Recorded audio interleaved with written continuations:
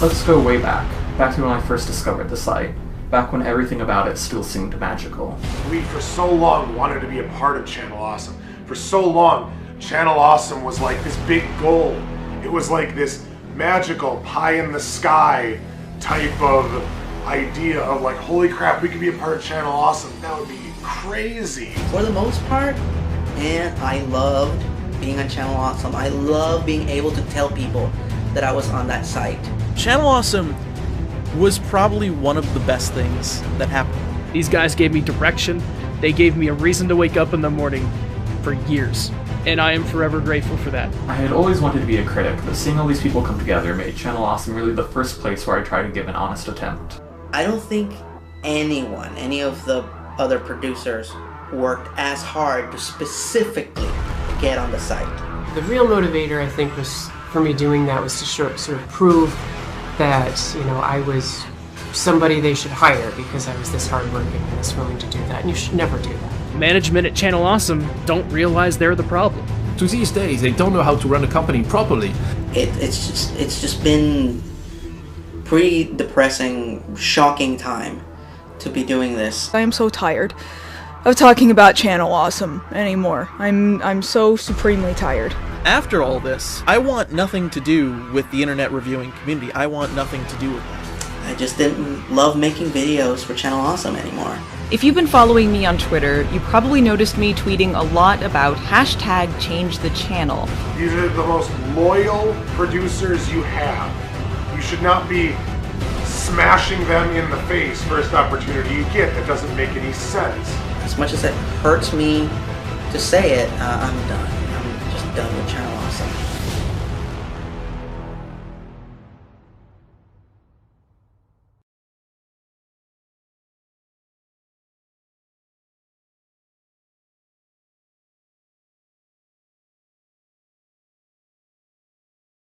Hello and welcome to Cinematic Venom, and welcome to this documentary. It has now been an entire year since the controversy sparked up in regards to Channel Awesome, possibly the biggest channel in the entire movie review community online. And to this day, some people still aren't sure what happened, or others believe that they did nothing wrong. Others believe Doug Walker is completely innocent and someone else is to blame.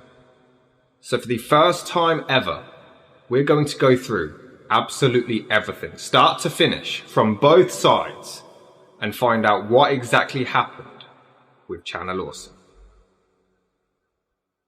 And this has nothing to do with the fact that they actually haven't been funny in years. I'm not having us as the X-Men! Then why'd you have us in the intro? I just told the animator to draw something cool! Yeah, that was cool. Now let's actually do it. I can't! X-Month is over, so get out of here! And it has nothing to do with the fact that they constantly insult anyone who disagrees with their opinions. This movie sucked! It sucked! This movie fucking sucked! Which one is really better? The silly little kid version that no one remembers, or the super complex, dark and gritty grown-up version? What the hell are you people?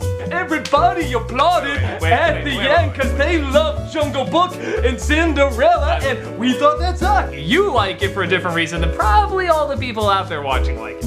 Oh, it's a terrible movie. Yes! It sucked! It sucked! Emma Watson can't sing! The beats look like CG shit because it sucked! It is objectively bad. It sucked! It's a terrible movie! It's dumb and pointless! It is such shit! Yeah, I know a ton of people did and still really, really enjoy this film. But you don't know anything. She was Hermione! Yeah, she was passable? You grew up with it! That's why you like it! Oh, I know. You're making fun of it? Well, yeah, it's a cheesy 90s movie, man. Yeah, it's fun, but we know it's bad. Oh, that's right. This is a Happy Madison audience, where something that they see come out of them every day is suddenly hilarious because it reminds them of something that was scandalous when they were 2 years old. Just go and see the original classic! Knock knock! Who's there? This movie fucking sucked! It sucked! But you know what, it doesn't really matter because I welcome all of the dislikes and all of the comments saying that I'm just jealous and doing this for views and Doug Walker did nothing wrong. He is completely innocent in all of this. He's a little saint who shits gold, his piss is the cure for cancer, and he saves little orphan babies from death blindfolded while surfing dolphins, fighting Nazis with chainsaws and solving world hunger. This is the entire story of Channel Awesome. What the hell happened to me?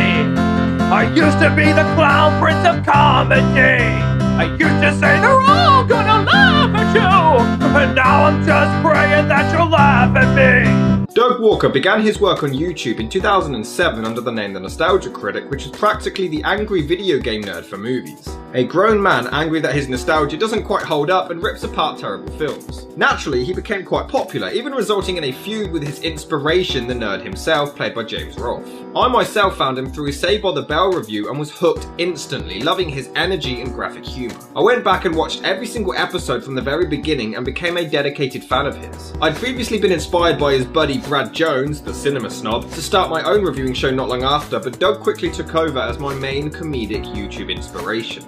It started off as something that was just a hobby in my parents' place, just to get a few laughs, just to see if I can be entertaining. And from that, it just exploded. However, due to copyright issues, he gave up on YouTube and launched his own site in 2008 with now infamous Mike Machad. In just a year, the site grew in popularity so much that Doug was actually able to quit his job and take on his online work full time.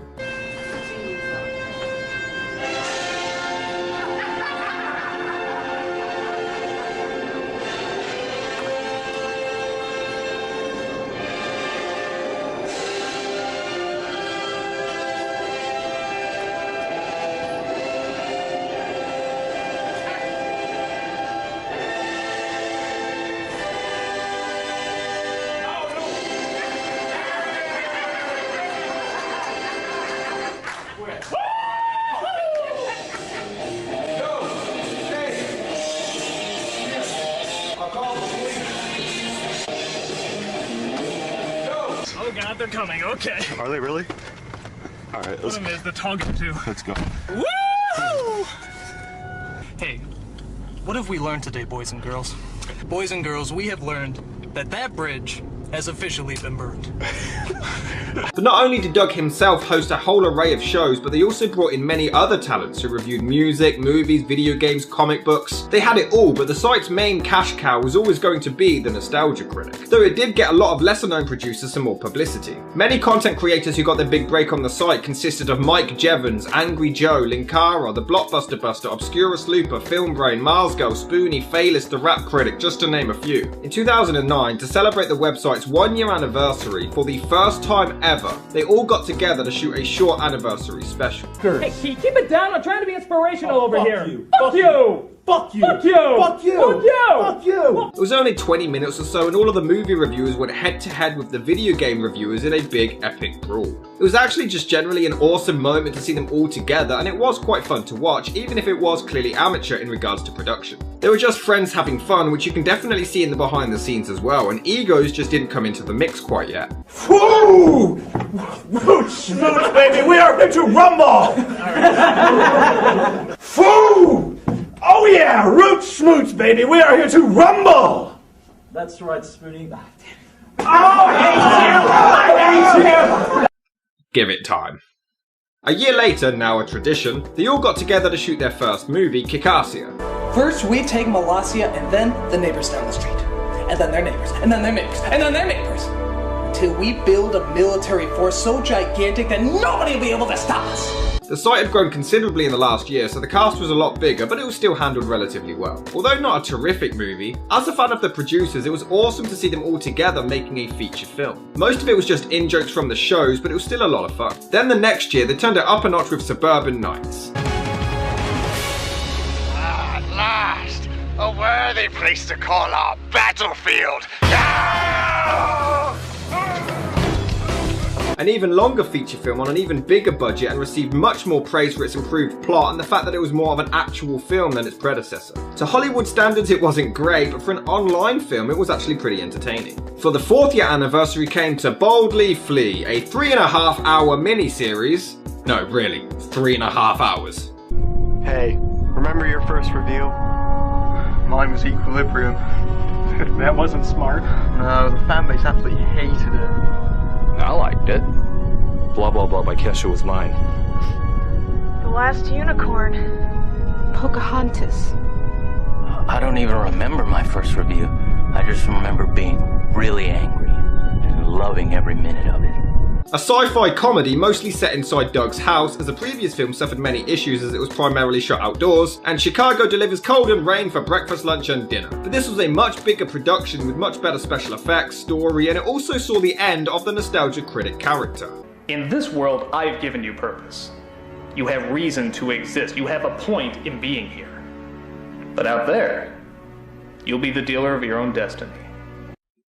For about 6 months. Hello, I'm the Nostalgia Critic, and I'm back to remember it so you don't have to. Despite its increased budget and production, a lot of people were unhappy with this film, finding it far too long and egocentric. But personally, I loved it. I thought the acting was great, the script was really intelligent with the self-deprecation and meta style. I thought it was a really good movie. However, Doug scrapped the nostalgia critic character, believing that it was time to move on, hiring new actors Malcolm Ray and Rachel Teets for a hit new original show called Demo Reel. What is Demo Reel? Well, how do I put it? You got movies. Old and new, low budget and big budget, appealing to all sorts of different audiences. And as great as all these movies are, in all humbleness, we can do it better. Demo Reel. We don't make films, we remake them. It was a complete rip-off of Be Kind Rewind. You erased these tapes! What is that? That's the Ghostbusters theme song. No. I'm pretty sure it is. It's something strange. Stay where you are. I'm on my way. Then I got slime. What's happening to our eyes? Our version is better. It was like exactly the same. They didn't even try to hide it, and yet nobody points it out.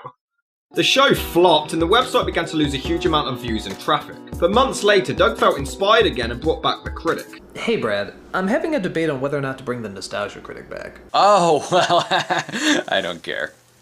Rachel soon departed the site for further opportunities in LA and was replaced by Tamra Chambers as the show continues to this day. The 5th year anniversary was cut down considerably. Unable to afford another movie. And we can only afford one more of these anniversaries anyway! To be fair, I'm actually genuinely amazed that they were able to write, produce, shoot, edit and release 3 movies, one each year. I mean, they'd film them in April and they would come out in the summer. That's insane. Unable to afford another movie, though they for some reason blamed it on the crap weather instead, the 5th year anniversary was actually a collection of short films produced by people on the site, and then the anniversary special stopped, and that's when things began to go downhill. In January of 2015, longtime Channel Awesome producer Obscurus Looper, real name Allison, was fired from the website. Around 2013 or 2014, Allison visited Doug himself to film with him in his studio, but this episode would never be released as it took months to edit together for some reason, and she was fired not long after. This was an interview and Doug asked some uncomfortable questions about her personal life, and when she failed to improvise at one point, as she's admitted that it's not one of her strong points, Doug harshly stated that she'll never make it in this business. You probably noticed from the things that I've written about this that I have a huge problem, not just with Mike Machad, but with Rob Walker and with Doug Walker, because they are complicit in this. And I know a lot of people want to believe that they're not involved or that they don't know about this stuff because they make videos that they like and they are nice in the videos. And they're not monsters all the time. They were nice to me at times. But there were times when they said some really hurtful things and did some hurtful things. And they were part of decisions that affected us. And it wasn't until after everybody else had left when Allison was confronted by Mike Machad, who lambasted her for using mid-rolls in her videos. She was struggling financially and did it as a way to help herself out, but he didn't care and claimed that people were using ad block, which affected Channel Awesome's money. He allegedly even intentionally left insulting comments up on the site that were criticizing Allison for the ads instead of just talking to her directly first. And whatever you want to say about the mid-rolls, the way that he handled this was really just atrocious, and it made me really uncomfortable. And I cried in the bathroom in the studio because I was so upset over this. To his credit, Doug did console Allison, who was upset over this ordeal, and he claimed that he'd look into it. They soon had a Skype call not long after, but none of Mike's unprofessionalism and bullying was ever mentioned. Alison was on the verge of just quitting altogether for at least a year. This is when Patreon became huge and she started to use it to help herself and her content out, but this angered Michaud and the company, who just didn't understand Patreon and saw it as e-begging. Previously, Mike Jevons' campaign to raise money for his feature film was promoted, but now all of a sudden it was an issue. The company began making absurd rules about how long a Patreon ad can be, but then Brad was allowed to promote his fully without a problem, but no apology was ever administered to Alison. However, when she confronted Doug for help, she was simply told to just make more videos instead. She was then asked for a Skype call, but she was away from the computer for 15 minutes, and because she didn't reply in those 15 minutes because she was filming more videos which they wanted, she was fired, and she's provided screenshots proving this. Imagine just going to the shop for 15 minutes, come back, oh that's it, you've lost your job. Fellow producer Phaelus, real name Phelan, who is Lupa's boyfriend, was so angry at the company that he actually quit in protest, but things went quiet for a while. This wasn't even brought to the public until later on. But now, it has amazingly been 1 year since the controversy sparked back up. So let's go through all of this and find out what happened 12 months later. Thanks to the wonderful world of Twitter, a bunch of Channel Awesome producers began exchanging their awful experiences with the company, and this led to a lot of them realising that they now had a big enough fan base and were able to walk away from it all, quitting completely. After a lot of things were exchanged, Channel Awesome did eventually respond. Apparently with an apology. We wanted to take a moment to clear the air and acknowledge some of the recent public concerns raised by content creators previously associated with Channel Awesome. Channel Awesome is an organisation that respects our producer partners and strives to create the best possible environment for everyone. We welcome a diverse community of people joining together to create great videos. For the people who have spoken out about past instances they deemed hurtful or unprofessional, we sincerely regret you felt that way. That you feel that way, not that we did something. Not that we did something. Not that Channel Awesome did a thing. We regret that you feel like we did a thing to you. Oh, I'm sorry that's how you interpreted everything you went through over the course of 9 years. Oh, you're bad. I'm gonna guess that the way this was worded escaped them for how bad it sounded. But telling someone that you regret that they felt you were unprofessional is fucked up. Oh, we're really sorry that you feel it was unprofessional for us to allow the CFO of our company to sexually harass you. They were placing the blame on the people who were wronged. And that's been their typical response to a lot of things. They never admit culpability. Like, let's just say, for instance, that some of these things just went under the radar and it was unintentional. Okay, let's just give them the benefit of the doubt. Maybe they didn't realise they were doing some of these things. Then just say, we're sorry that we did this. We'll make it up to you. They didn't do that. They just denied it. There now, you see, there's no problem too big that can't be solved by a humble apology. Why the fuck you lying? Our priority has always been to help content partners succeed and provide people a vehicle to follow their dreams. That was not your priority in the slightest. When the need arose, we have distanced ourselves from people who were particularly callous, letting go of significant stakeholders in the interest of keeping our mission at the forefront. What stakeholders, assholes? The only people holding any stake in your company are your band of dudes up there in Chicago. We appreciate and hear the frustrations of past producers. We're actively taking internal steps to better improve communication with our producers so they can be focused on putting out their great content. And we're open to constructive criticism, the kind that can help us become even better and serve the needs of our community. But criticism that isn't a means to a productive end does little for either the party criticizing or those in the line of fire. Oh, you don't like what we do? Well, we don't like the way you said that. So we don't have to address it. Our focus now is on moving forward with the wonderful team we have and all our dedicated followers. We want to make our collective future the best it possibly can be. Then fucking do it. Fucking do it 8 years ago, okay?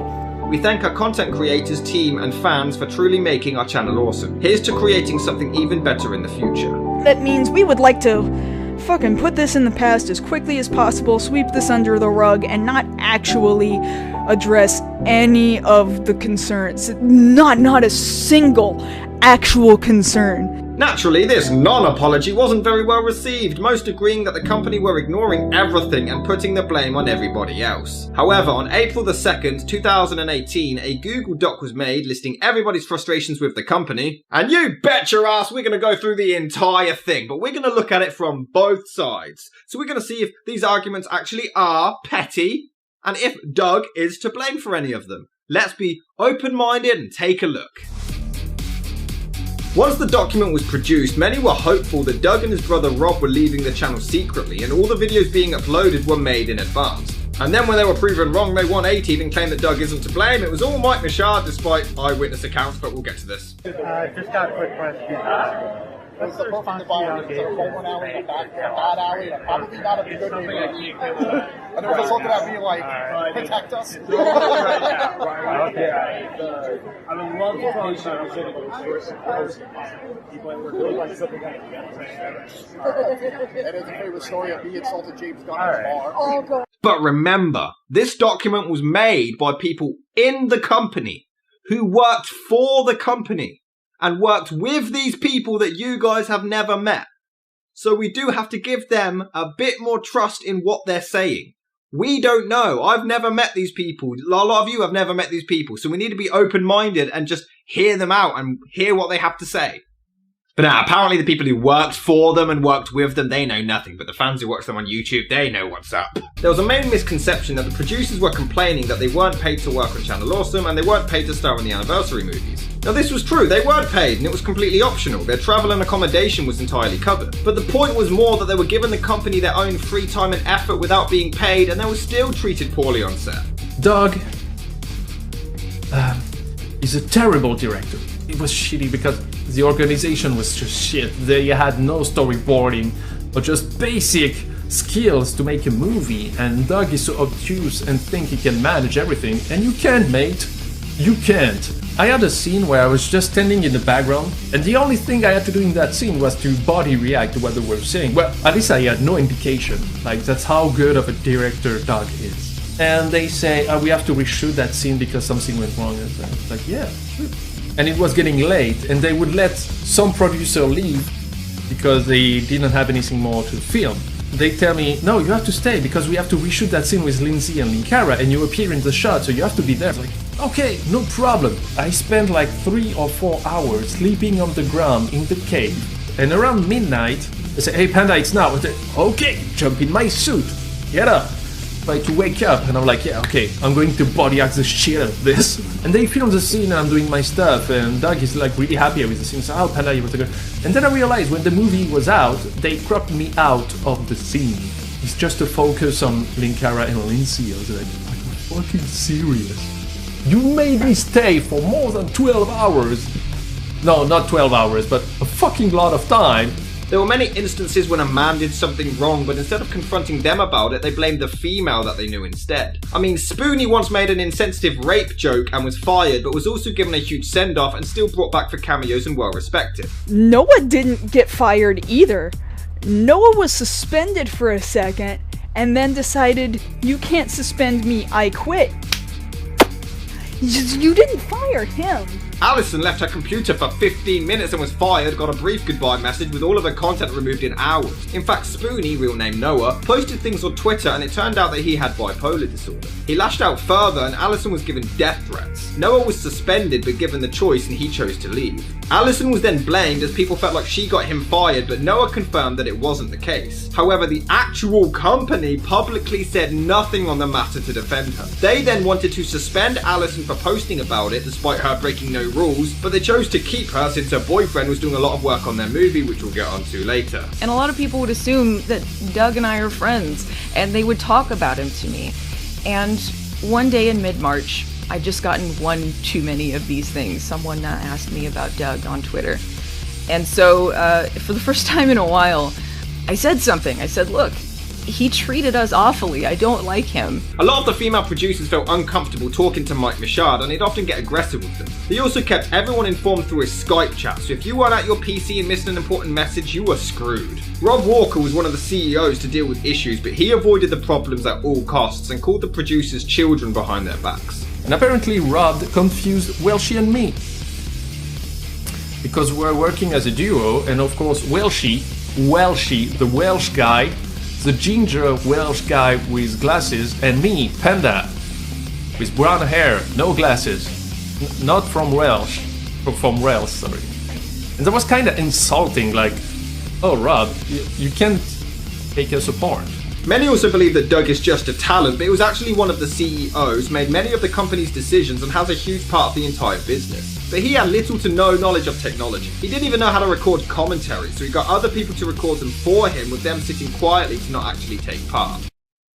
This guy has millions of subs and I don't.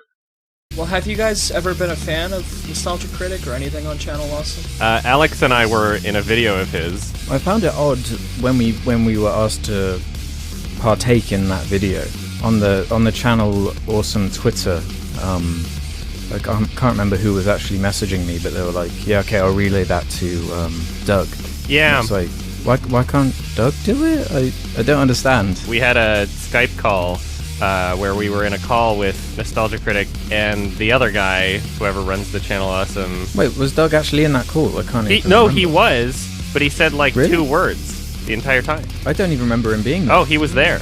He was just basically not talking the entire time. He said a couple words, and it was that was a very odd experience for me, because it was like either Doug doesn't give a shit or he's not really involved. I don't know. Everybody else I know, it's like when you are the forefront of your channel, especially, you know, if you're marketing yourself like that, you would think that you would have some sort of a drive or passion or any sort of care to at least be the person interacting with other people that you're trying to get onto your projects, you know? Doug messaged me on Skype. First time he ever messaged me. And he was like, "Hey, do you have that thing?" No, I had no idea what he was talking about. I was like, "What are you talking about?" And he tells me that I had a part in the early part of Kickassia, and he needed my part so that he could put it in, because the final editing was being done and he needed it because the due date was 24 hours later. And I was like, "You never sent me the script. How was I supposed to know?" And he was adamant that he sent me the script. For the life of me, would never tell me what email he sent it to. He just said he sent it. So I checked every single email. I never got it. I had to... And the best part was he still didn't give it to me. I pitched this show to, I believe it was Rob. He came to me and said, "Hey, just wanted to let you know that we like your idea and we're gonna bring you on." I was super hyped that fact. I was like, you know what? I'll put all this stuff to the side. I'll put my gripes with the community to the side, and I'll make a bomb show that fucking everyone will like. So I got brought into the CA producers chat. I was there just talking with everyone. I'm like, "Hey guys, guess what? I'm back. I'm really excited to be back. It's nice to see you all. We got to catch up and whatnot." The next day, however, fucking Greg comes up to me and says, "Hey, you're not actually a producer on the website. I just wanted to let you know, why are you telling people all of this stuff when you clearly aren't?" I've had kind of a general dissatisfaction with how the higher-ups run the site, and I felt that way for a long time. Blistered Thumbs was a section of the site dedicated to video games, but this was shut down, and many of the producers weren't even informed until it was on the front page of the website. The entire site was clearly about Doug and Doug alone. The other producers never got a look in. Even in the anniversary movies, people noticed that the other producers were forced to act just like Doug. And we start the first scene, cut, and Spoonie's like, "Oh, that's good, Panda. I mean, that's really your humor, it works well." I was flattered, you know, because I like Spoonie's work and he was complimenting me. But Doug was like, no, you should say it like this, you know? I was like, what?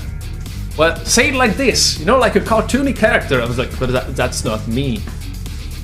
And Doug was like, yeah, but I think it would be funny. I said, hey, hold on, I had to stop because he asked me several times to do that and I wouldn't. He said, and I told him, Doug, basically, you want me to be acting like the nostalgia critic.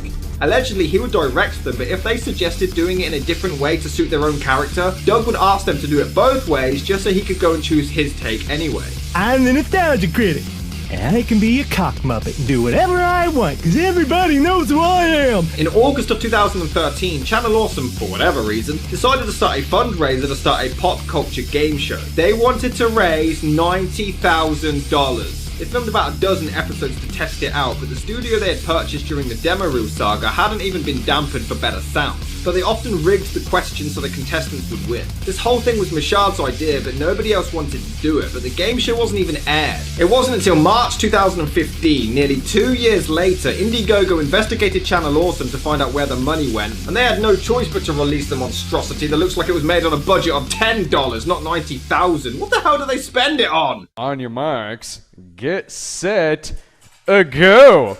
Well, my job's done. I hit the on button. Alright, catch those fish, boys! I would ask if this is the cheap dollar store version of this game, but I can't honestly remember what the original version was called.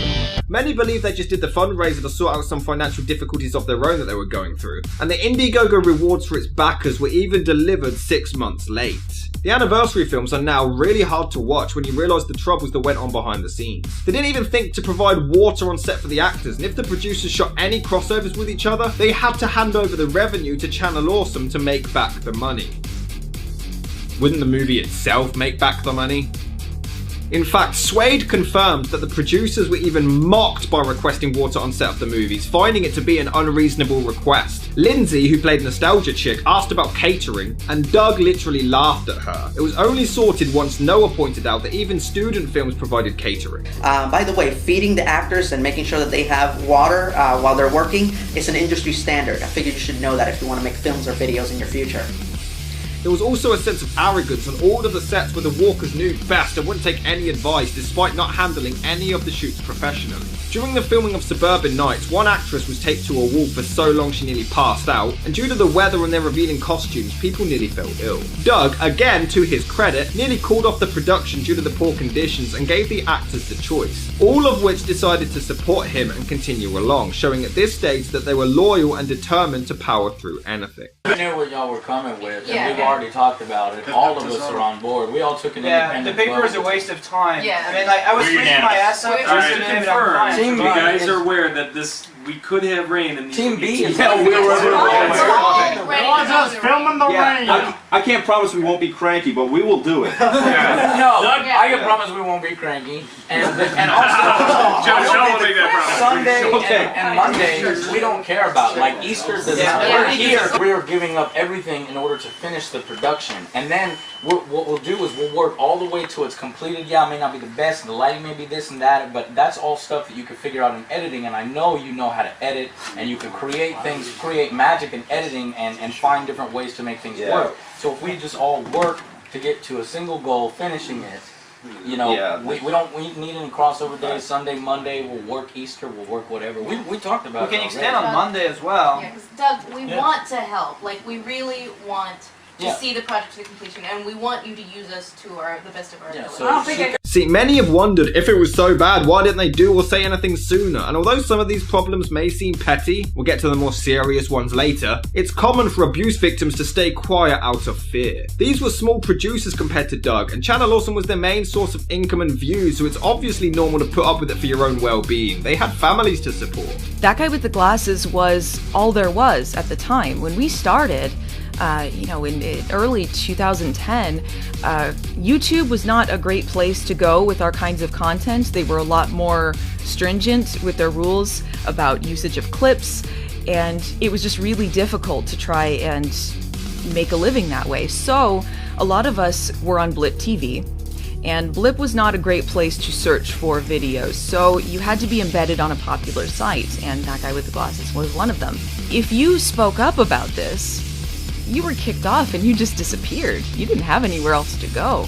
I basically relied on Channel Awesome for most of my views, and I just wasn't ready to leave. However, despite my own personal liking of the movie, the producers themselves weren't particularly happy about A Boldly Flee. Many of them found it self-indulgent, way too long, too much of it focusing on Doug and Spoonie's counterparts, when that time could have been spent on the other producers. You're like a hero to me. Oh, come on, Film Brain, I'm no hero. Yes, you are. You're the best critic there is. I'm not even a good critic. All I do is yell and scream at things I don't like. What kind of critic does that? You gave us a voice, a place to call our own. And they felt like the movie just quoted other films for the sake of it. The cast weren't paid but were promised free DVDs of the movie, most of which weren't delivered. Do I have to start paying you so I can cut your wages?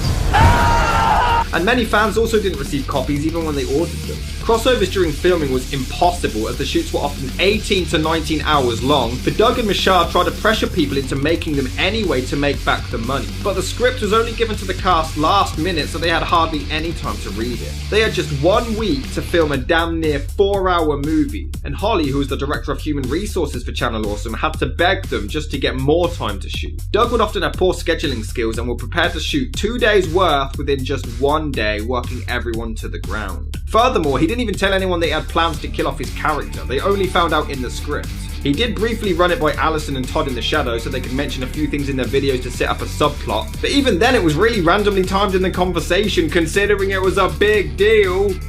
Furthermore, none of the producers were ever even asked for any input on the script. There's a scene where Linkara's robotic double Mechakara attacks the nostalgia chick and turns her into a machine herself, but it's edited and implied that she's being raped off screen. Film Brain goes to enter, hears the noises as Lindsay screams sexual innuendos and assumes that they're boinking, as confirmed in the next scene. Film Brain, you look like you heard two people having sex. How would you know? Don't cringe. We know. Well, are they coming? Well, that's a loaded question. What? Now, I won't lie, I actually found this scene quite funny, but apparently in the original script it was a lot more vulgar and grotesque. Lewis, Linkara, and Lindsay both confronted Doug, finding this scene uncomfortable, and he didn't understand why. The scene doesn't even affect the plot whatsoever, but he still refused to cut it out and instead decided to tone it down, and it remains, despite how his producers and supposed friends were feeling. There's also a scene where Lindsay was to fight Allison. Lindsay wasn't a fan of the cat fight and expressed this to Doug on set, but he just yelled at them both to just do it anyway. Even Ed Glazer hated working on the film because Doug broke every rule of filmmaking and refused to listen to any advice. Ed claimed that he would never work with any of the Walkers ever again. But what angered the group more was that the film featured many lines of dialogue that made it seem like they were all quitting their shows and not just Doug. You really think our time's at its end? The world is changing, kid. The internet is changing. Everybody's future is unknown.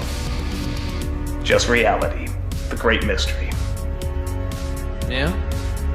What happens in the story? Then the world I've created for you, and all the people in it, will disappear. Bear in mind, this was also during the whole Soper act, so it looked like they were all throwing in the towel. That's the impression I got when watching it as well. But it was just Doug. It seemed like he was the only one that mattered. They were often behind on schedule, and if anybody would try to help, they would be ignored or an argument would begin. Now, a lot of these seem petty, and I agree that they seem petty. Sometimes a scene would be filmed, and then it turned out someone else was supposed to be in the background, and then they shot the following scene, and obviously they confronted Doug and Rob, said, oh, I was supposed to be in this in the last shot, but I wasn't there, continuity, and they would just be like, oh well, plot hole. To me, that's just harmless banter, but these people were already feeling miserable, so it's just kind of an addition. It's added on to all the other years where they felt like crap. They would shoot for 19 hours, would try to get maybe 3 hours rest, but then would be called back to film more. By their word, Doug was the only one who wasn't miserable. He thought it was a huge send-off that everyone was happy with. They even had an intervention with him to explain how poorly it was going, but he was still oblivious. Even after shooting, it continued. Phelan was part of the special effects team, and after Spoonie was fired, he was given his workload as well. I may be wrong, but I believe Phelan did the effects completely free, and when he sent it to Doug, he responded that he absolutely loved it. Then he went behind his back and asked Welshie to spy on him because he thought Phelan was half-arsing the effect. So, Phelan, that eye effect you did, were you half-assing that one, or? True dat, yo. You should have done that explosion. I did that explosion, then they put debris over it because they didn't ask me to redo it. Oh hey, Doug! Good news! Your balls arrived! Then came the 5th anniversary special, where they asked a few producers to make a short film for an anthology series. Every year I was overlooked, along with most of the other people who contributed to the website in Europe. Then the 5th year anniversary came along, and myself and other producers were asked if we wanted to make some short films. But this was after others were asked and turned it down, so that only came to light recently. I made a short mockumentary, which was called Internet Dating and Me, and I was actually given a budget for the film, that budget being 0. But they did take my film, slap it on the DVD, charge people for it, and make money. To which I made a grand total of F all. I actually lost money on that film in the end because I had to pay for hotels and locations and stuff, so there's that. I remember being at a convention with one of the big contributors to the website, and a fan ran up to them with a drawing that they'd done and gave it to them. Now, it wasn't a great drawing, but the fan had clearly put a lot of time and effort and passion into it, and they really wanted to give it to their favourite producer, and they did so, and they were so happy. The producer said thank you, and then the fan walked away, and then we walked away, and then the producer just put the drawing in the bin as we were walking. Just didn't even look over their shoulder to see if the fan was still there and watching. Just popped it in the bin. I was kind of shocked at the time, but looking back, it kind of works as a perfect analogy for this whole thing. Blatant disregard for people's feelings. The producers also wanted the site to be more about everyone and not just Doug, so that's why it was rebranded. Originally called ThatGuyWithTheGlasses.com to now Channel Awesome, but it was still a banner of Doug and all of his characters. But it's so much more than watching me as the Nostalgia Critic. You can watch me as Chester A. Bum on Bum Reviews, Dominic on Video Game Confessions, and my most challenging character, Doug Walker, in various sketches, vlogs, and review shows. If you don't like watching my face though, I pity you, but also recommend a vast variety of other shows that we have. Or if you want to check out even more people, you can check out ChannelAwesome.com, home to some great reviewers and comedic talent that are not me. Miles' girl, Ronan Kalin, had been a part of the site since pretty much the start, but right away she was told to hand her videos over to the company for them to upload and literally take the ad revenue from, promising to reimburse her, but they never did. Once Kalin started her own channel, Michaud became furious. Kalin was upset and apologised, but she only made her own channel because Lewis had suggested it, which made Michaud back off. Very often her videos were mistitled, and once she corrected it online, Michaud insulted her for making him look bad. But Kalin, by her own admission, was young and unsure how to deal, took the blame and apologised endlessly. It was also a problem that she was friends with Screw Attack, a video game based company. They were seen as Channel Awesome's rivals and didn't want Kalin associated with them in case they stole her away, which makes about as much sense as a chocolate fire guard, considering Screw Attack was affiliated with the angry video game nerd who often worked with Doug himself. What were they thinking? Kalin felt bullied and backed away, not speaking to many people associated with the site whatsoever. She felt bullied and was terrified to even log on to Skype in case she received any nasty messages from Mike Michaud. The producers also had to make their own costumes for the anniversary movies, which would be reimbursed financially, but they also had to hand over the costumes they had slaved over, which Kalin refused to do. Once they wrapped up to boldly flee, Kalin and the others felt like they had been used. The company had scrapped the anniversary movies and confirmed that no more were being made, all because Doug's show was ending. They felt like that was it, and they were now completely useless, just because Doug wasn't doing his anymore. Much like Alison, Kalin had considered leaving for a while, but her manager, who helped her with convention appearances, suggested staying, as it would help her get work, and she agreed. She wanted to wait until the 10-year anniversary of her show, but decided to leave on her 9-year in September of 2017. Her content was all removed from the website in less than an hour. The others had a goodbye message, even if it was brief, but Kalin got none, despite how long she had been there for. And Suede left with Lewis, but their archive was removed, and people weren't even informed that they had gone anywhere. So what it ended up with was a scenario where these people aren't Doug, they're not Brad, they're not Lewis. So, oh, you didn't post 2 videos a month, immediate ban hammer. And that happened a lot.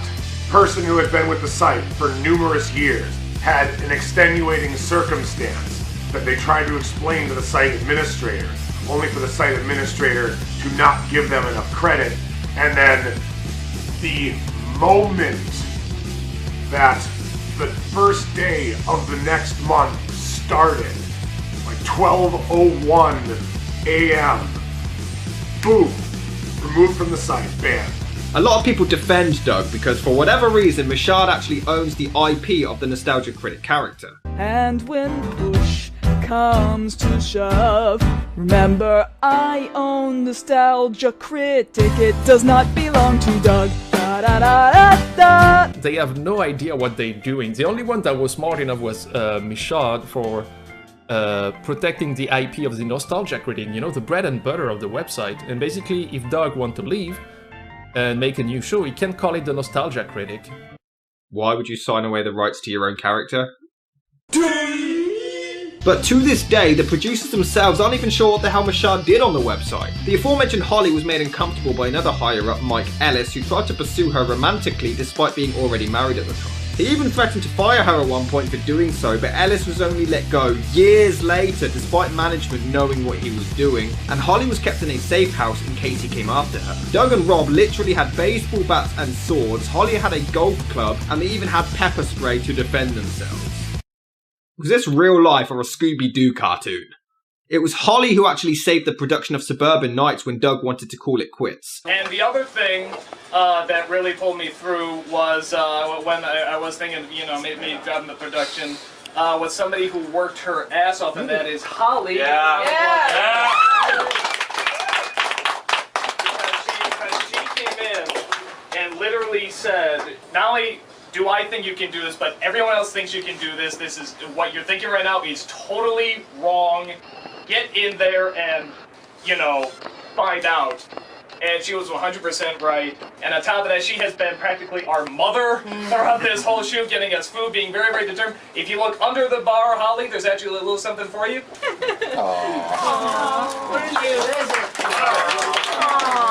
She even came to work on To Boldly Flee after surgery. She only missed filming when she needed to get a drain taken out of her abdomen. She worked through weekends, holidays, and even when she had surgery. She even worked on Christmas one year, but she was fired a day after surgery. After everything she had done for the company. She was literally told that she had to drive to the studio, which was against doctor's orders by the way, or she would lose her job. There was no reason given either, and she was forced to sign a contract or she wouldn't be paid. This contract prohibited her from working in the industry for 3 years. Okay, continue defending these assholes? She worked 25 hours a day, 8 days a week. She worked above and beyond any possible schedule that anybody could ever assign to a worker and think that's acceptable. She essentially had to be there for us at all times, for us to answer anything. Once Holly was let go, in that awful situation, they had no one to talk to. Oh, and for those blinded fanboys, it was Doug himself who was the deciding vote to fire her one day after surgery, despite everything she had given them. Holly felt like her life had been ruined and she was left miserable for years. It was around the time that Allison and Phelan had left the site when long-term producers like Lewis began to realise that the company was dying and was no longer what it once was. And then the site became more and more popular, they made money, but for me, to these days, they don't know how to run a company properly. However, Lewis remained optimistic and felt like he could change things. He wanted to help newer producers and didn't want to admit that the site was dying, contacting management with ideas to improve things, which included better communication, sharing the studio space, the return of the anniversary movies, reducing advertisements on the site, and many more. These were all completely rejected. Lewis literally confronted Mike Michaud and claimed the way Allison and Phelan were treated made the others lose respect for him, and he responded with okay. Michaud, I know he did some bad things. When I read the document, I was like, oh fuck. But the thing is, I'm feeling really guilty saying he was nice to me. Like, I remember a lot of people had trouble getting in touch with him, but for some reason, he would always reply to me in the day. Mike Michaud, you were nice to me when I was in Chicago. Thank you for paying for the plane and the hotel. Thank you for the Chicago Bulls game. But the way you acted, man, no. I can't tolerate that. That was shit. That was really shit. Oh, we had plenty of laughs along the way. We sure did, Michaud. We sure did. Despite this, he set out to make his own movie based on his Atop the Fourth Wall video series, funded by his own fans, but the studio space required was considered far too expensive. He reached out to Michaud and Rob Walker to use the Chicago studio. Rob was open to the idea, but Michaud refused, claiming that it would ruin the Nostalgia Critic's schedule, and that they would need to be supervised at all times. Because apparently 10 years isn't enough time to gain loyalty and trust. Are you high? And they would need insurance to cover any damage caused. Furthermore, Lewis offered to reimburse any lost revenue for the critic's schedule being changed, but even then, Doug has shot episodes away from the studio in the past, including 5 years beforehand. Benzai's girlfriend had previously done the artwork for Suburban Nights, which was for the DVD only, but Michaud sold all of it in limited prints as well, making more money off of other people's hard work without their consent. Time for me to make money off your hard work. Chaos D1 felt bullied as he was removed schedule access when he was a day late with the video due to his wife's medical emergency, and he had also provided 4 videos that month and had never missed a schedule in 5 years beforehand. He was then fired without discussion shortly after, despite many long-term producers often going months without an upload and no punishment was administered whatsoever. But if you're still not sold on why this company is a pile of crap, let's talk about Dr. Gonzo of Nerd to the Third Power. Gonzo was on the site from the very beginning, loving it at first, but it wouldn't last forever. After a while, people would respond to him a lot less. Left in the dark, Gonzo was confused as to why everyone was ignoring him, until discovering that Mike Michaud was telling people that he was trouble and that they should avoid him. It's worth noting that this part is actually only hearsay, it's not 100%, so we cannot confirm if this part is actually true. Gonzo hosted a podcast on the site, but after a while he wasn't able to see his view number and therefore couldn't see how his show was doing. When confronting Michaud after being ignored for a while, he was told, "Stop asking for your numbers, they suck anyway because nobody comes here to listen to you." From there on after, Gonzo would randomly receive messages from Mike telling him, "Your numbers are low, get them up or you'll be booted from the site." But he wouldn't even tell him his actual numbers. Gonzo's videos also always got pushed to the bottom of the page, even when planned months in advance, so his content was always ignored, mostly when Michaud was doing the updates. Again, Mike would reply, "Why do you care? Nobody listens to you anyway. Your numbers suck. It doesn't matter if you go on the front page." He would also insult his show for the music or any guests he had, and even lambasted him if he ever did a movie review, saying that that's what Doug was for. Naturally, Gonzo fell into a fit of depression, feeling bullied and harassed, but unfortunately it wouldn't end there. In January of 2014, one of the producers, Justin Carmichael, who went by the name Juario, committed suicide by shooting himself in the head with his wife on the other side of the door. He always seemed happy, and it just came as a huge shock to everyone that knew him that he suffered so much depression behind closed doors. Gonzo didn't know him that well, but Justin was extremely well respected, and Gonzo wanted to do an online wake where everyone could get together to say a few words about him. Nobody was really talking about doing anything like it, so he approached Michaud, who told him that he wouldn't have to worry about it. Naturally, Gonzo then assumed they've got something planned, but Michaud then continued, "Nobody knows who you are. They won't care about anything you're going to put together. We're going to have Doug or Lewis or someone put something together. Someone people actually come here to see."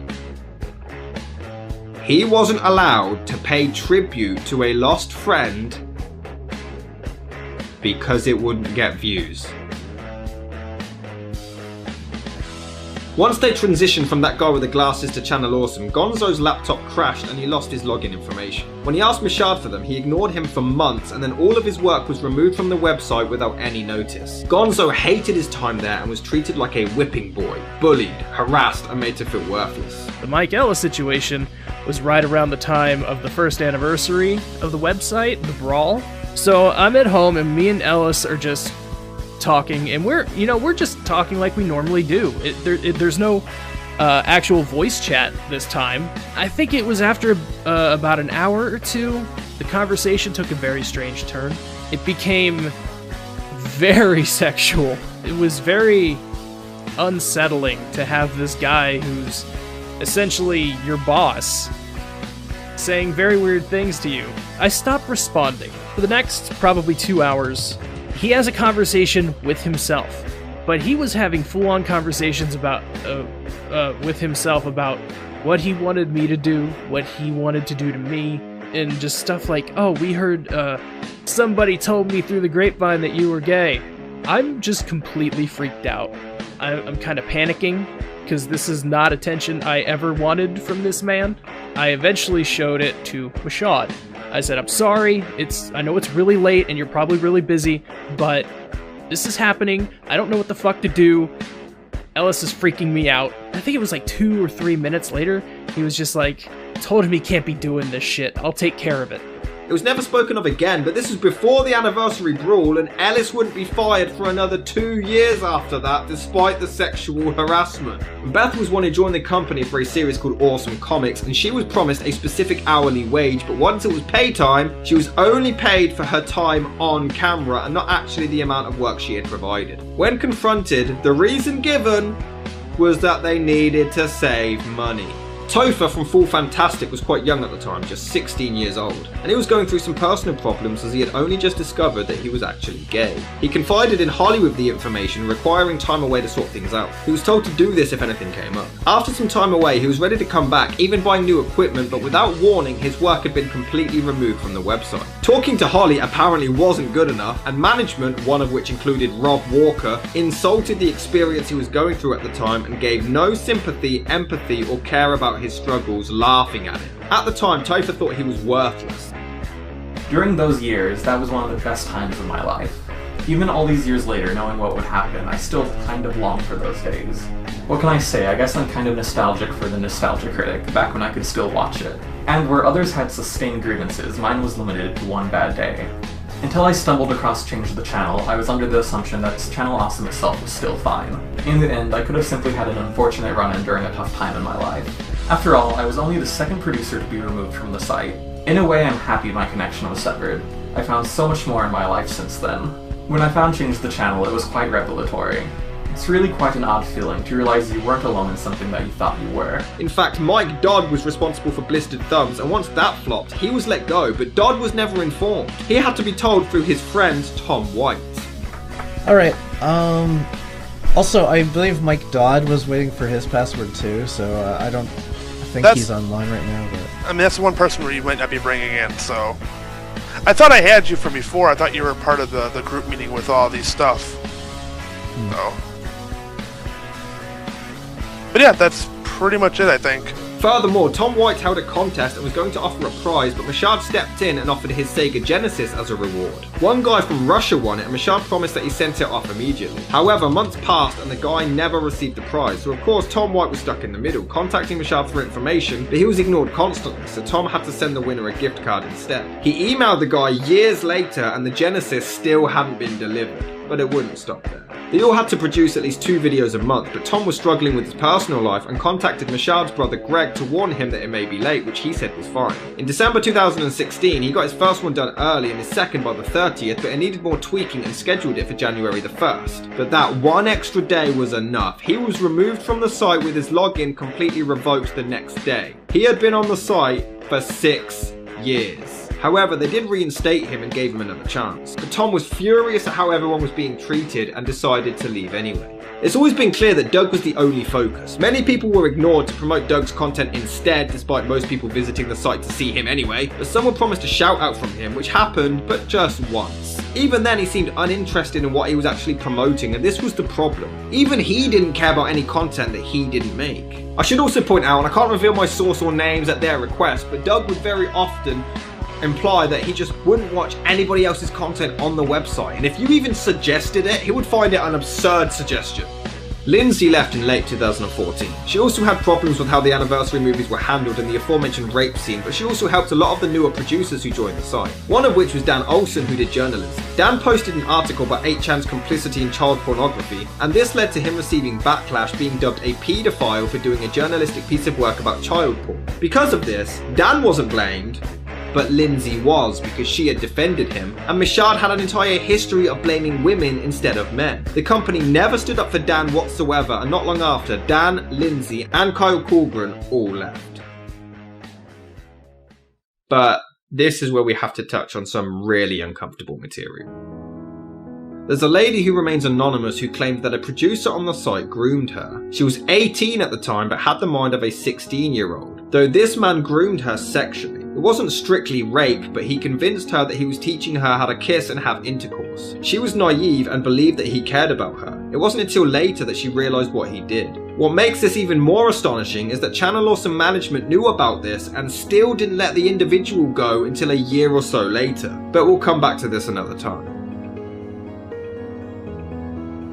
I was mostly, though, with Lewis's stuff. We were dating at the time, and so I would assist him with his videos and do his plot lines and stories and things like that. As it turned out too, I also worked on Suburban Nights, but Lewis at the time didn't have a vehicle and didn't drive, so they asked me, hey, do you want to come down and kind of help out a little bit, maybe be a production assistant, and you would just drive your vehicle down there, and we'll put you up in the hotel with Lewis. I said, great. I also ended up working probably from about 6 in the morning. You had to be down in the lobby at 6 a.m. to sometimes 8 o'clock to 10 o'clock at night. So literally the entire day and then some. And really the only time you really got to eat was sometimes in the morning, sometimes for lunch. If they were doing dinner, which was hit or miss, honestly, then they would feed you at that point. But I was not the talent. That was something that was said very early in the production, where I think it was like the first day or second day I asked if I could get a coffee, and they said, no, that's for the talent, and you're not the talent. That was funny too, because later on in the production I changed over. I played Cloak 2, so I was an actress in that. I got hurt on site. They had me sign a waiver saying that they weren't responsible for any injuries. She was given this contract to sign before even being given any first aid. There were two groups of cast and crew. One would film one day while the others rested, and then vice versa. But Liz worked every day and was never reimbursed, nor was she thanked. Doug also never required filming permits, nor did he check any opening times beforehand, so they arrived to shoot in a park, but it was closed. They broke in to shoot, and if anyone questioned it, they were told to shut up. They were given no blankets or anything during the long cold shoots outside. Liz wasn't allowed to be in the group photos, but Holly was, and Liz wasn't even invited to the wrap party at the end, and was never thanked for any of her work. 4 in total were injured during the film, and there were no safety precautions whatsoever. I also want to take this time to talk about my personal experience with Channel Awesome, as some people are still a bit confused as to what went down. I did actually apply to be on Channel Awesome, and Rob did reply and turn me down, but to be fair, he was completely professional and kind about it. But in 2010 I met Darren, the rap critic, and we did an episode of my show reviewing Moulin Rouge. This is when I was 19 and trying so desperately to be edgy, so we were both unhappy with the video, especially when I dropped a homophobic slur. I had come to write about truth, beauty, freedom, and that which I believed in above all things, love. Faggot. Sissy. Pansy. Sissy! Although I intended it to mean that the character was a wimp, not gay, I genuinely do apologise for the slur and for anyone that I may have offended. Darren soon joined Channel Awesome afterwards and graciously put the episode on the site, but naturally it received a lot of backlash from fans and I believe some higher ups for homophobia. For the record, Darren had absolutely nothing to do with it, so please don't blame him. We have spoken since and we're both moving past it, but that wasn't the end of it. I continued being a fan of the company, and in early 2018 a subscriber of mine went to a convention and met Tamra Chambers. He asked her to record an intro for me and amazingly, she did it. Hi, my name is Tamara Chambers and this is Cinematic Venom. I was a big fan of Tamra, so you can imagine how hard I fanboyed. Not long after, the controversy began and I decided to capitalise on it. It was a dark time, so I chose to bring some light to the situation. I did a comedy sketch as Doug and I sent it to Alison. Amazingly, she and even Kaylin saw it and enjoyed it. Cinematic Venom's in the room. Love you too. I know you and I have been talking a little bit, but your skits from last year really gave me life. So I appreciate that very much. Thank you for talking to me too, and just kind of being in here right now. People wanted more, so I turned it into a series which was well received, but I made a point to not attack Tamra or Malcolm as they had nothing to do with it. And for the record, I believe them when they say they had no idea about any of this abuse going on. I genuinely believe them when they say that. But it's how they handled the situation afterwards. During my tirade of making fun of Channel Awesome, I received a comment on my channel from Tamra herself asking if I'd used her intro. Bear in mind that I never sent any of my sketches to her or Channel Awesome at this point, they found it on their own. But this was the same week that Dan Ball had seen my content and she didn't say anything to make me think anything was wrong, so naturally I was excited that 2 heroes of mine saw my work. However, upon tweeting, Tamra harshly and publicly insulted me and claimed that she wanted me to take it down and she had no idea why I would think she was being nice. I won't even lie, this hurt. I looked up to her and I was deeply upset. I agreed to stop using the intro, but the damage was done. It wasn't until I pointed out that I was a patron of hers that she apologised, removed the tweet and messaged me privately, blaming her actions on her manic depression. I was a huge fan of hers and I didn't want to believe that she was being nasty, so I accepted this apology. But this was when the Google Doc dropped and Channel Awesome finally issued a response. We'll go through it momentarily, but I was at the stage where I was hurt that one of my inspirations had lashed out at me like this, and I just didn't want to believe that she was doing this, and I wanted to believe that Channel Awesome maybe were just misunderstood. So I even sent Tamra an apology, asking her to forward it to Doug himself. I bought their apology because of my own naive hope, but she never saw the message. After I saw people's response to what Channel Awesome said, I came to my senses and realised what was going on. Malcolm and Tamra, again, I believe, were unaware of any of this, but they handled this really badly. When Channel Awesome issued their response, people tweeted them about it, not buying their nonsense, and they would ignore any complaint, simply replying with "read," which came across as closed-minded and arrogant. They disregarded all of the people who were hurt by what this company did and just said "read" as if their claims were nothing. And Malcolm's defense was, I've been on their sets and it's always been professional, and I believe that too. I believe they've changed. So what's wrong with just saying we've learned from our mistakes and we're sorry for the past? That's okay. That's all you have to do.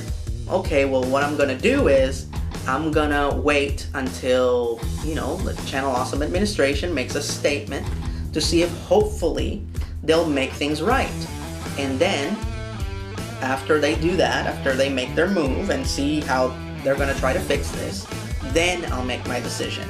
Unfortunately, they didn't do that, and it's just a rebuttal to a lot of the accusations, as opposed to what they should have done, which is an apology followed by an offer to try and make amends. I just want an apology. I think just a lot of us want a fucking apology.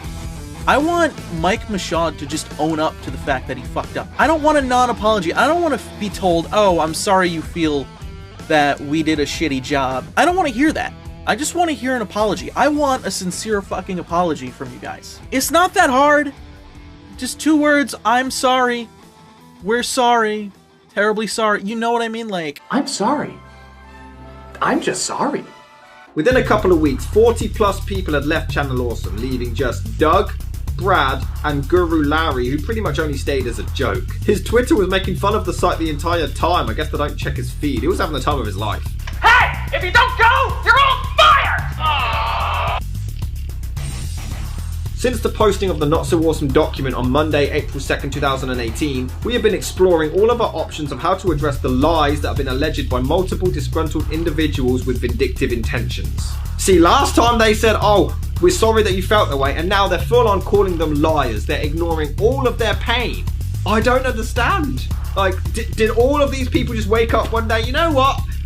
Let's destroy a company today, because why not? They're lovely people, but, you know, I just feel like ruining their lives, ruining their careers. Why not, lol? The company decided to not cover the entire document, but only nitpick some of the stories, but these are some of the worst defenses I have ever seen. In response to the sexual grooming case by the anonymous woman, they provided a screenshot proving that they found out about his acts, and after consulting a lawyer, they let him go after 3 weeks, not a year. However, not only was this the wrong woman, this was not the woman in the Google Doc. There were 3 victims that we're aware of. Both of us, it turns out, knew different sexual assault survivors. I knew one, he knew another. There was at least an example of a third person, and then there was the grooming person.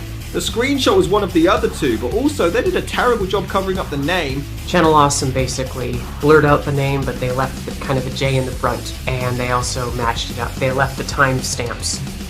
So anybody with half a brain could figure out who it was. So fans were mortified that they could now see that the sexual predator was Justin, the previously mentioned suicide victim Juario. Justin was married and the woman in question wanted to remain anonymous, and for Justin to remain anonymous to protect his wife. Comes these chat logs, which, by the way, are not chat logs about the Jane Doe that we were talking about. The one that chatted with us that day before we dropped our document. This was an entirely separate Jane Doe who had an entirely separate set of circumstances. Juario was a sexual predator.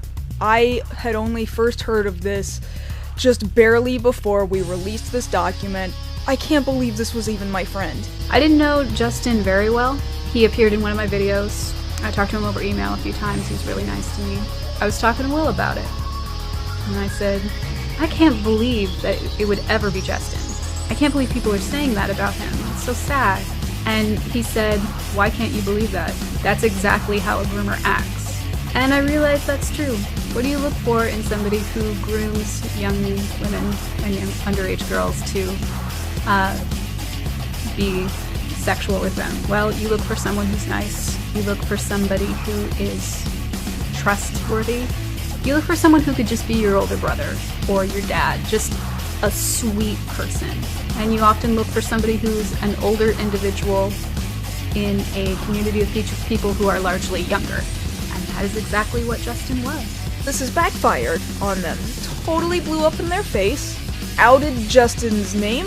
Essentially, I'm able to work at a suicide hotline, sexual assault hotline, or crisis hotline. My point is that I'm not, you know, some naive Pollyanna. Like, I know what I'm talking about. I have skills and experience to doing this stuff. One of the instructors was the police chief of Oakdale in Minnesota, and I had others like that. Or one was had been a commander in St. Paul, or a police commander in St. Paul. So I mean, these are actual police officers teaching, and we of course had sex crime and sexual assault stuff too. A friend of mine approached me and said, "There's an individual who'd been raped. They want to speak to you because they don't know what to do." I still had something of a reputation that I was doing this stuff. Based upon my experience of volunteering at the Sexual Assault Center and based upon the education that I had, I was 98% certain they were telling the truth. And the reason I give 2% is because I could be wrong. Justin was my friend. I would call him at that point as a friend, and I know he was a friend for a lot of people. And so I basically said, "You have my word that I won't speak a word of this," because that's what you do to support a victim or a survivor. So you have to do whatever they feel comfortable doing. You know, it would have been great for me to kind of go out and actually confront Justin about this, but I don't think I was ever really at the point where I could. They wanted to bring him back at one point too. Which wouldn't necessarily be a problem if it weren't for the fact that victims could now be in trouble, could now be further victimized by people just looking to attack because they think it's fun. Not to mention Justin's family, who was totally unaware of any of this. Channel Awesome, how despicable of you to do this. There's a reason, very specific reason why it is that we did not include names. You just want to cover yourselves, and you'll put anyone else in the line of fire, including victims of sexual assault, in order to further your agenda and call 20 to 40 people liars. So let's rewind to when Gonzo wanted to pay tribute to Justin. Instead of just explaining what they had heard, Mashad decided he'd rather just insult him personally. Doug then went on camera and gave a huge tribute to Justin, knowing the truth. On January 23rd, 2014, former Channel Awesome producer Justin Carmichael committed suicide. I think the reason that Justin is really something special is because despite knowing what we know now, we will still remember him as this upbeat, cheerful, positive, wonderful human being. And that's because he has shared so much of that positivity with us. He has shared so much goodness with us. What a horrible thing to do, to put somebody on a pedestal who is the complete opposite type of person to be put on a pedestal. Now, for legal reasons, I understand not telling the entire world. Obviously, legally, you can't do that. But after Justin was fired, he continued working with other producers and they never told them. There was no warning for their own safety. After he died, Kaylin raised $10,000 to make a movie in his memory and nobody stepped in. They did everything in their power to protect and defend a sexual predator. Man, do I wish someone had told me. Why didn't somebody tell me? I would have not made Farewell Fami Kamen Rider if I had known. Why would I have done that? If the work that I or anyone else who worked on our projects together, if our work ever hurt anyone by existing, I'm so sorry that we did that to you.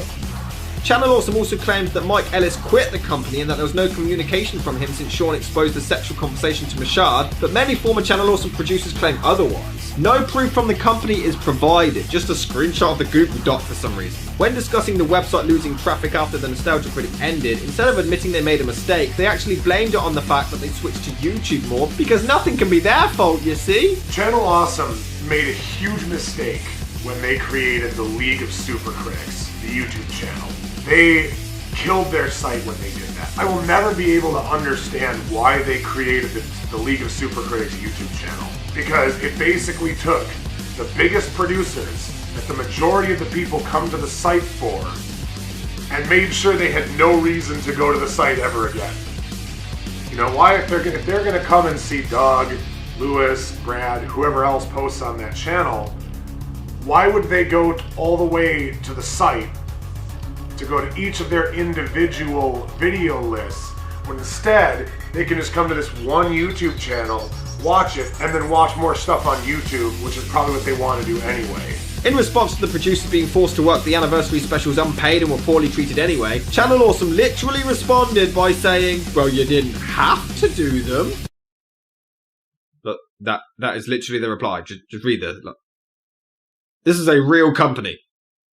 With adults. And in response to the management having sexist agendas, they can't be sexist because they've worked with other women who've had no problems whatsoever. Hitler couldn't have been an arsehole because he had thousands working with him. They even claim that Holly quit on her own accord despite her providing screenshots to prove otherwise, and they deny all accusations by her with no evidence. Literally, they say, oh, this is the allegation. They're saying this. Fact is... No, we didn't do that. That's a fact. That's their proof. They also claim she didn't work on To Boldly Flee, which she again disproved with a photo of her on the set of To Boldly Flee. Although this screenshot does show them telling her to rest up when she was in pain, but we also have evidence of them firing her a day after, so they just make themselves look even more two-faced here. They show a screenshot where Lindsay chats to Doug about the rape implication seen in To Boldly Flee, where she's sending the audio and doesn't seem to have a problem with it. But again, Lindsay and Lewis had a fight for it to even be toned down, so by this point, of course they had given up and just did as they were told, so this screenshot proves nothing. And to respond to Alison's claim that everyone was miserable on the film set, they show a clip that was on the DVD where Alison clearly praised the experience, but she doesn't even look or sound like she means what she says. I thought I would just add, you know, that it was a great production to be a part of. It was a lot of fun to be part of this and Suburban Nights. I hope that future projects are in the works and that, you know, all of us get to work together again. I love being a part of this site and a part of these productions, and it truly is really the highlight of this year and last year, you know, getting to spend time with such great people and do what I love doing most, and that's entertaining people and creating things. So I think it's safe to say you can't necessarily judge someone's honest opinion based on a DVD bonus feature. You're not going to buy Taken and on the DVD Liam Neeson's like, yeah, this film's shit, don't watch this. Why is Liam Neeson Batman?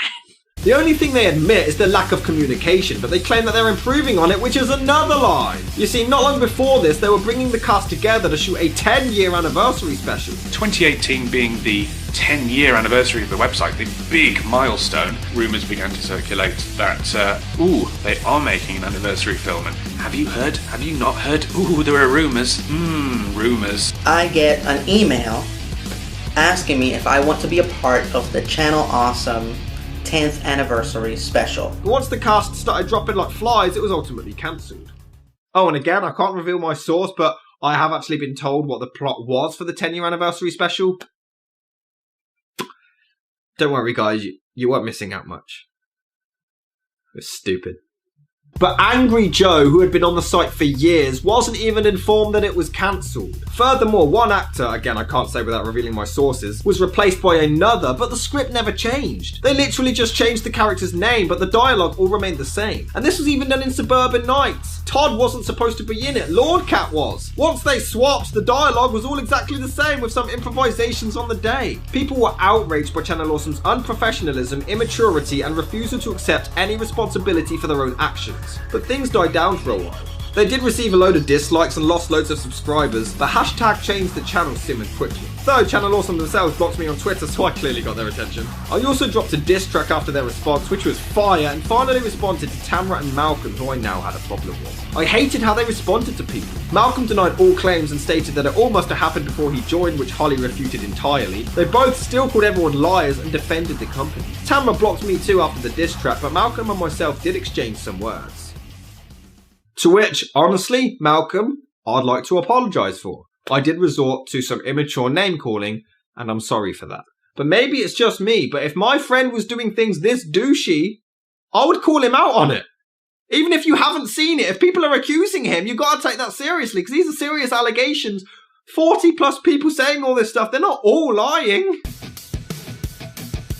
Months later, Brad for the first time spoke up about the subject in a Toast to Toast interview where he literally said people should just get over all of the controversy.